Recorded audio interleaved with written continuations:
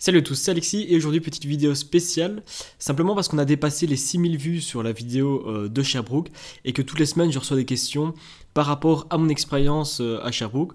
Donc voilà, je m'attendais pas du tout à un tel engouement pour cette vidéo, simplement parce qu'elle était destinée uniquement pour ma faculté de base. Mais je vois en fait qu'il y a beaucoup de personnes qui sont intéressées, qui font leurs recherches sur YouTube. Et comme c'est souvent les mêmes questions qui reviennent, je me suis dit que j'allais faire une petite vidéo pour y répondre. Ça va me faciliter la tâche de pas toujours devoir envoyer les mêmes messages sur YouTube. Et puis vous, ce sera peut-être plus ludique et plus intéressant d'avoir les réponses directement dans une vidéo. Et puis des réponses à des questions que vous n'auriez peut-être pas pensé me poser. Donc voilà. Comment ça va se passer? J'ai tout mis sur mon téléphone, j'ai répertorié les questions les plus récurrentes, et puis si jamais les questions que vous vous posiez n'apparaissent pas dans la vidéo, je vous propose de réagir dans l'espace commentaire, de me les poser. Je suis toujours disponible par mail, par Facebook, par Instagram, et comme je viens de le dire ici dans l'espace commentaire de YouTube. Donc voilà, sans plus tarder, c'est parti pour les questions les plus fréquentes qu'on me pose sur mon expérience à Sherbrooke.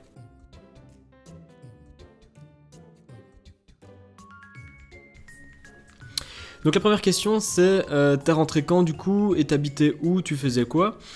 Donc moi en fait je suis arrivé à Sherbrooke dans le cadre d'un échange avec ma faculté, avec mon université en Belgique.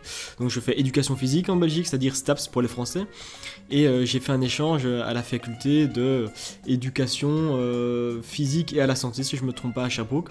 Donc voilà, c'est un échange qui a duré 6 mois. Je suis resté de fin décembre à fin mai parce que j'en ai profité pour faire un mois de road trip avec ma soeur et mon cousin à la fin de mon échange. Et puis voilà, je suis rentré en Belgique, j'ai terminé mes études et maintenant voilà, je travaille en Belgique. Donc ça c'est un petit peu pour le point sur la durée et l'expérience que j'ai eue là-bas. T'es rentré quand du coup? Ça j'ai répondu. Et alors t'habitais où?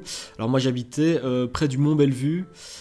C'était rue Kennedy je pense, rue Kennedy Nord, voilà c'est ça, rue Kennedy Nord. C'était une grande maison avec une coloc au sous-sol et une coloc à l'étage. Voilà, c'est à peu près tout. J'avais environ une demi-heure de bus pour y arriver. Question suivante, donc c'est: je me demandais si la ville et l'université étaient intéressantes et idéales pour un échange universitaire. Donc c'est une personne là, si je me souviens bien, qui avait lu sur des forums ou des sites que Sherbrooke était une ville assez ennuyante, qui n'était pas hyper bien pour tout ce qui était universitaire. Moi c'est pas du tout l'impression que j'ai eue. Là où par contre je peux apporter des détails peut-être, c'est que effectivement l'université n'est pas aussi grosse que celle de Montréal, celle de Québec, donc il n'y a pas tout ce côté international dans le sens très grosse fête, tout n'est pas gros en fait parce que Sherbrooke est une ville qui est assez petite, assez familiale au final, et donc voilà, maintenant ça n'enlève pas du tout le côté estudiantin, le côté festif, parce que tous les mardis, tous les jeudis, comme je l'avais dit dans la vidéo, il y a les 5 à 8, parfois 5 à 11, je veux dire il y a pas mal de choses qui sont prévues, il y a pas mal d'infrastructures pour le sport, il y a pas mal il y a des petits cafés aussi, des petits bars dans lesquels tous les étudiants se rejoignent. Donc voilà, après tout dépend de ce que toi tu cherches pour ton échange estudiantin. Maintenant, moi c'est tout à fait une ville qui m'a convenu, et au niveau festif, j'ai pas senti de manque, et je vous assure pourtant que j'ai quand même pas mal profité à ce niveau-là. Donc ici j'ai un couple qui m'avait envoyé un message, c'est: nous hésitons entre plusieurs quartiers et nous aimerions avoir ton avis sur lequel serait le plus propice, car pour l'instant nous n'avons aucun avis de jeunes. Nous pensons soit près du carrefour de l'Estrie, soit dans le Vieux-Nord, ou dans le Mont Bellevue, qu'en penses-tu? Donc voilà, le carrefour de l'Estrie, honnêtement, ça me semble pas un endroit intéressant, parce que c'est vraiment retiré par rapport à justement toute la vie de la ville. Je dirais que c'est le côté un peu plus industriel, c'est là où il y a tous les centres commerciaux. Donc oui, on va au carrefour de l'Estrie de temps en temps. Maintenant, un lieu où y vivre, je pense pas que ce soit le meilleur endroit. Moi, comme j'ai dit, j'étais au Mont Bellevue, je trouve que c'est vraiment pas mal. Pour le Vieux-Nord, c'est vraiment un endroit qui est bien placé, je viens de regarder sur Maps. Clairement, c'est tout près de l'université, c'est facile, je crois, en un quart d'heure de bus, même pas, tu y es. Ça dépend où dans le Vieux-Nord. T'es proche des commerces, t'es proche de à peu près tout, en fait, tout ce que tu aurais besoin, tu es proche. T'es plus proche du carrefour de l'Estrie aussi, donc honnêtement, je pense que c'est vraiment un bon endroit, le Vieux-Nord.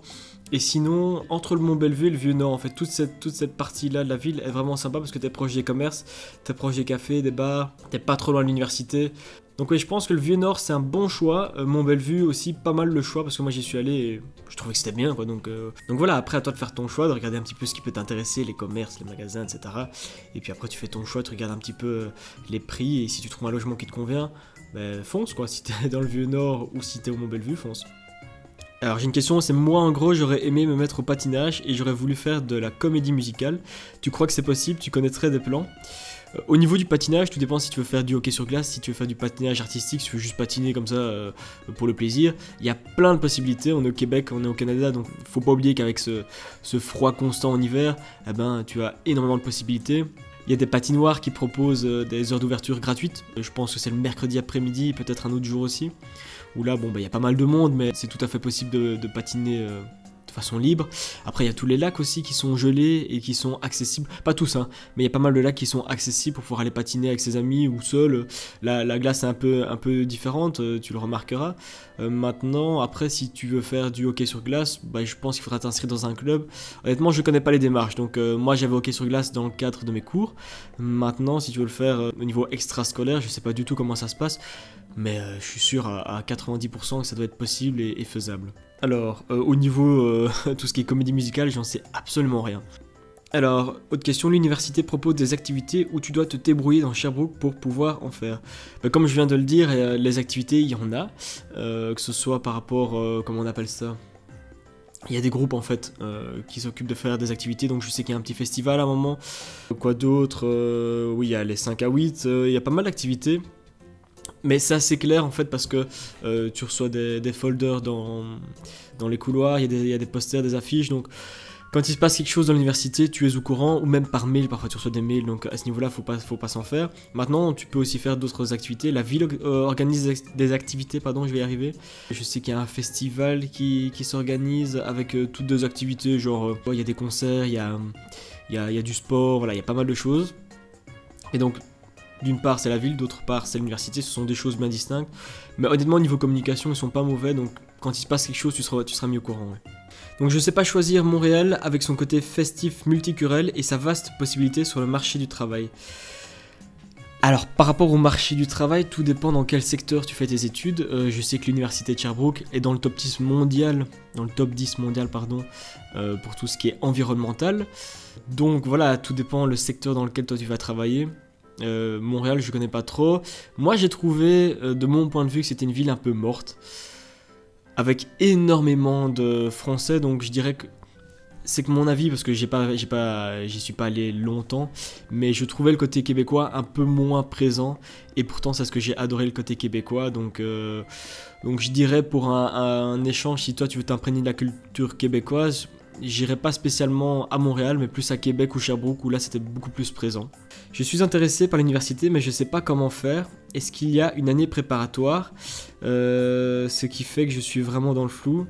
T'es passé par la même chose, ce serait super gentil de ta part de m'informer s'il te plaît. Alors, le système québécois est tout à fait différent du système belge et du système français. Le système québécois, donc quand tu as fini tes secondaires, tes humanités, je crois que c'est 5 ans là-bas, après tu passes au cégep. Le cégep, en fonction de tes études, ce sera 2 ou 3 ans si je me trompe pas. Et ensuite seulement tu as l'université.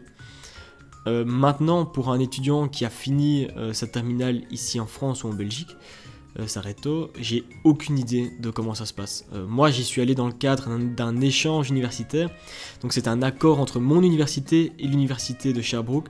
Et c'est pas moi qui ai dû faire les démarches, j'ai dû faire quelques démarches, mais voilà, l'accord il était déjà signé, il était déjà concret, j'ai rien dû faire.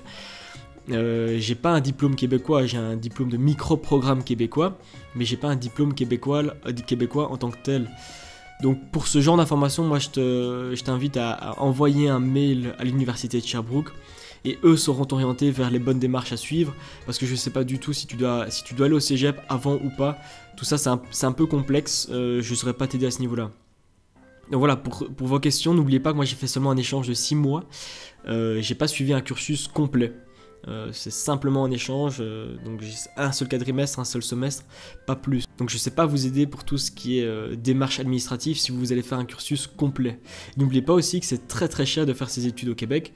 Je pense que pour certaines études on parle de 2000 $ par semestre, en sachant que vous avez 2 à 3 par session, pardon, vous avez 2 à 3 sessions par année, donc ça peut très vite devenir très cher, donc renseignez-vous bien, et à ce niveau-là, moi je sais pas vous donner plus d'informations. Salut Alex, j'ai vu une de tes vidéos sur YouTube, en fait j'aimerais poursuivre mes études à l'université Sherbrooke, filière audiovisuelle, pardon, j'y arrivé. Est-ce possible? Merci. J'en ai aucune idée. Moi j'ai suivi éducation physique et à la santé. Je sais pas du tout s'il y a de l'audiovisuel. Je sais qu'il y en a à Toronto, je pense qu'il y en a à Montréal, je suis pas sûr. Dans l'audiovisuel, je sais pas vous aider. N'oubliez pas, moi je suis juste un étudiant comme vous, ou comme la plupart d'entre vous, qui a fait juste un échange. Donc pour tout ce qui est questions spécifiques à des filières ou à des cursus complets, moi je ne sais pas vous aider. Donc je vous invite encore une fois à aller sur le site de l'université de Sherbrooke et voilà, envoyez un mail, eux vous répondront et vous redirigeront vers la bonne personne de contact. Donc une autre question que j'ai reçue, j'ai pas noté mais voilà je m'en rappelle maintenant, c'est au niveau du travail, comment ça se passe pour le visa, etc. Si vous avez un visa de 6 mois, ce visa-là ne vous autorise pas à travailler en tant qu'étudiant. Pour pouvoir travailler, il faut un visa différent. Je sais pas du tout comment ça se passe. Contactez l'ambassade pour avoir des informations sur ce sujet. Simplement, n'oubliez pas que si vous avez un visa électronique, vous ne pouvez pas travailler normalement en tant qu'étudiant. Si vous restez plus de 6 mois pour par exemple une année complète, vous allez devoir avoir un visa spécifique pour rester 1 an. Et peut-être que ce visa, je ne suis pas certain, mais peut-être que ce visa vous autorise à travailler. Donc renseignez-vous, envoyez un mail à votre ambassade, française ou belge, enfin canadienne en France ou en Belgique. Et eux, encore une fois, sauront vous donner les renseignements qu'il vous faut. Et donc voilà, j'espère que ça vous a plu. D'ici là, portez-vous bien, profitez de votre échange universitaire et puis tenez-moi informé aussi de comment ça se passe. Et voilà, si vous souhaitez aussi des informations sur les activités à faire au Québec, je me ferai un plaisir de faire une vidéo là-dessus, parce que j'ai quand même pas mal voyagé dans la région. N'hésitez pas à le dire dans l'espace commentaire si ça vous intéresse. Et moi, je vous dis à la prochaine. Ciao!